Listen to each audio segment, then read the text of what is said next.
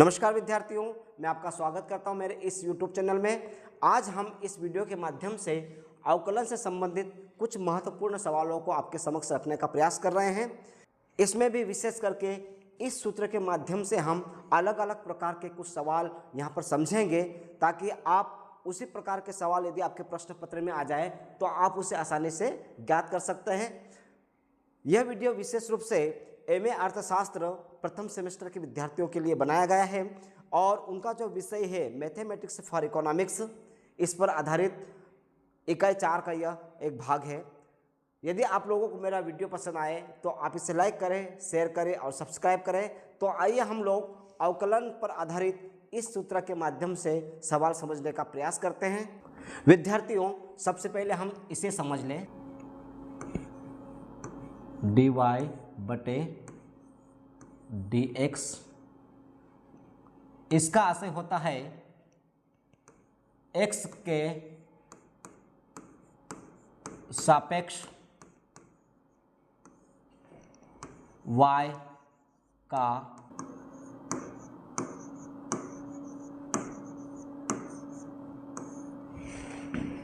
ध्यान दीजिएगा, x के सापेक्ष y का अवकलन ज्ञात करना है। इसमें हम लोग dx x के पावर n एक महत्वपूर्ण भाग निभाता है। ये एक सूत्र है जो विभिन्न प्रकार के सवाल हल करने में हमें सहयोग प्रदान करेगा। ये जो आपका n है, यहाँ पर हम सबसे आगे ले आएंगे, ठीक है। उसके बाद x अपने स्थान पर आ जाएगा और n-1 इस प्रकार का सूत्र होगा। और इस सूत्र के आधार पर ये हम अलग अलग प्रकार के सवाल इस वीडियो में समझेंगे। हम उदाहरण 1 समझते हैं। x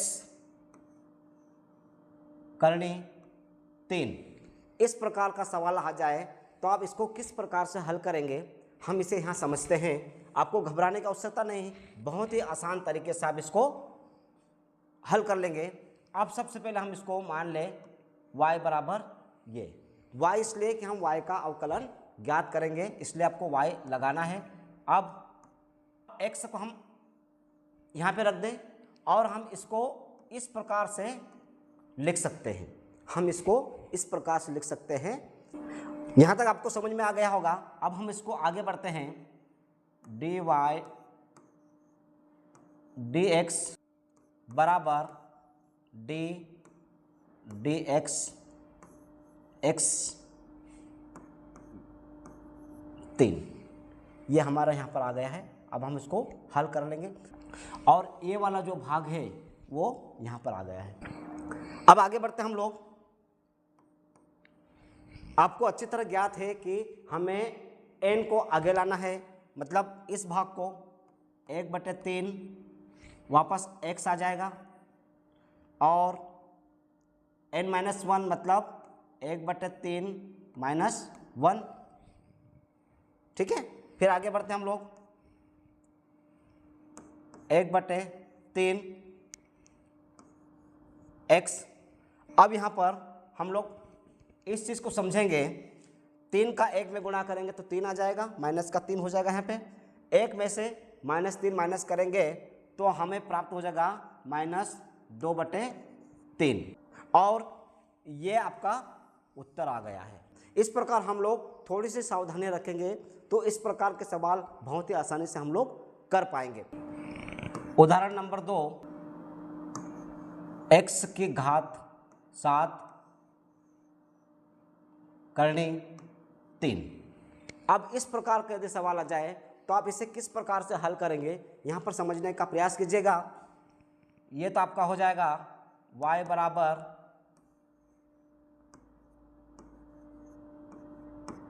अब देखिएगा हम इसको किस प्रकार से रख सकते हैं। y बराबर x 7/3। हमने इसके पहले सवाल में भी प्रक्रिया की थी, यहाँ पर भी हम इस प्रकार से इसको लिख सकते हैं। अब आगे बढ़ते हैं। dy बटे dx इक्वल टू d/dx, ये आपको लिखना है, ये प्रक्रिया है। x की पावर 7/3। यहाँ तक क्लियर, कोई दिक्कत नहीं आपको। अगली प्रक्रिया हम लोग करेंगे, आपका n आगे आ जाएगा, तो हमारे पास जो n है वो है 7/3 x 7/3 -1। फिर आगे बढ़ते हैं, 7/3 x। अब फिर प्रक्रिया करेंगे हम लोग, 3 का 1 में गुणा करेंगे तो 3 आ जाएगा, 7 में से 3 को माइनस कर देंगे हम लोग तो 4/3, और ये आपका उत्तर आ गया है। आप इसे बहुत ही अच्छे तरीके से कर पाएंगे यदि आप प्रैक्टिस कर लेंगे तो, कि किस प्रकार से प्रक्रिया अपनाना है। इसके बाद फिर हम एक सवाल सकते हैं, उदाहरण नंबर 3, 5x⁴। अब इस प्रकार का सवाल आप किस प्रकार से हल करेंगे इसे यहाँ समझिए हम लोग। यदि इस प्रकार का सवाल आ जाए तो y बराबर 5x⁴, हमने यहाँ पर ऐसा लिख दिया इसको। अब हम आगे बढ़ते हैं स्टेप बाय स्टेप,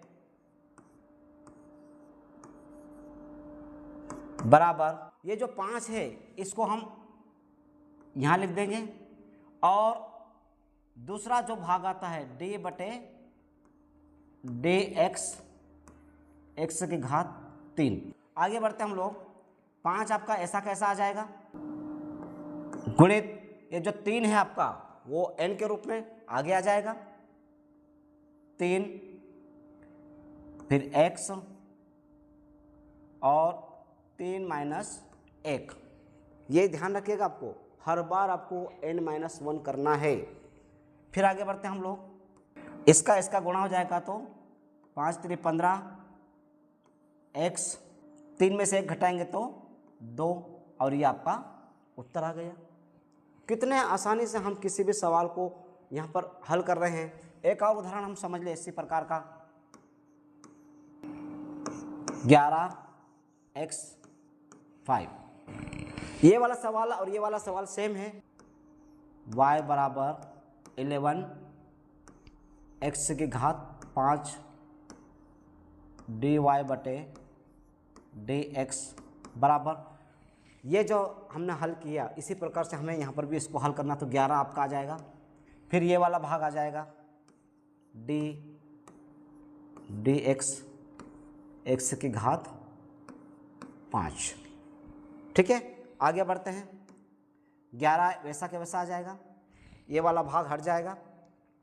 अब 5 को आगे लाना है हमें हमारे सूत्र के हिसाब से, 5x 5 - 1,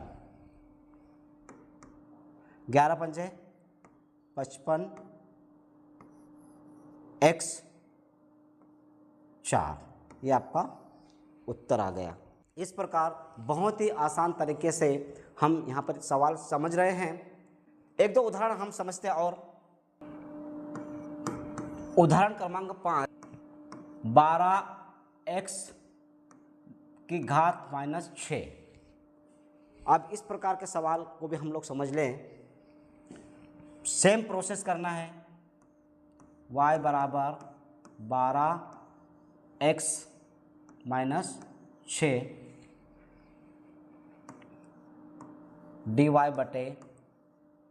dy/dx बराबर 12 d/dx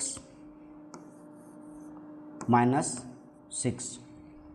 फिर आगे बढ़ते हैं, आपका 12 ऐसा कैसा आ जाएगा, -6 आगे आ जाएगा, -6 x -6 में से -1 कर दें, क्योंकि हमें n-1 तो हर जगह करना है, n-1 हमें हर जगह करना है। फिर आगे बढ़ते हैं, इसमें 6 का गुणा किया तो 72 आ जाएगा, माइनस का x, इसमें से इसको घटाएंगे, दोनों चिन्ह माइनस के हैं तो प्लस हो जाएंगे, तो ये हो जाएगा -7, और ये आपका उत्तर आ गया है। इस प्रकार किसी भी प्रकार का सवाल आ जाए आपको घबराना नहीं है, केवल आपको प्रॉपर विधि का प्रक्रिया का उपयोग करके आप इस प्रकार के सवाल आसानी से हल कर लेंगे। इसके बाद अगला उदाहरण देखते हैं हम लोग। ये सूत्र आपके दिमाग में छप जाना चाहिए, तभी आप सवालों को हल कर पाएंगे। उदाहरण क्रमांक 6, x की घात 3/5। अब इसको कैसे हल करें हम लोग, समझे आप लोग। y बराबर x की घात 3/5। अब हम ये जो आपका भाग है इसे हम इस प्रकार से भी लिख सकते हैं 1/5 x की घात 3। यदि हम इस प्रकार से कन्वर्ट कर दे तो कोई दिक्कत नहीं आनी है। आगे बढ़ते हम लोग, dy/dx बराबर 1/5 dy/dx। आ गए हम लोग यहाँ तक।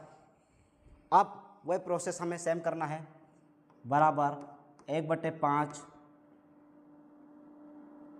गुणित, अब 3 आगे आ जाएगा, 3x 3 माइनस 1। यहाँ पे थोड़ा सा ध्यान दीजिएगा, 3 का 1 में गुणा करेंगे तो 3/5 x, 3 में से 1 को घटा दे तो 2, और ये आपका उत्तर आ गया। इस प्रकार इस वीडियो में हमने इस सूत्र को भली भांति समझ लिया है और उसके आधार पर हमने 6 अलग अलग प्रकार के उदाहरण समझने का प्रयास किया है। निश्चित रूप से आपको यहाँ पर समझ में आ गया है। थोड़ा सा बारीकी रखने की आवश्यकता है, थोड़ा सा ध्यान देने की आवश्यकता है।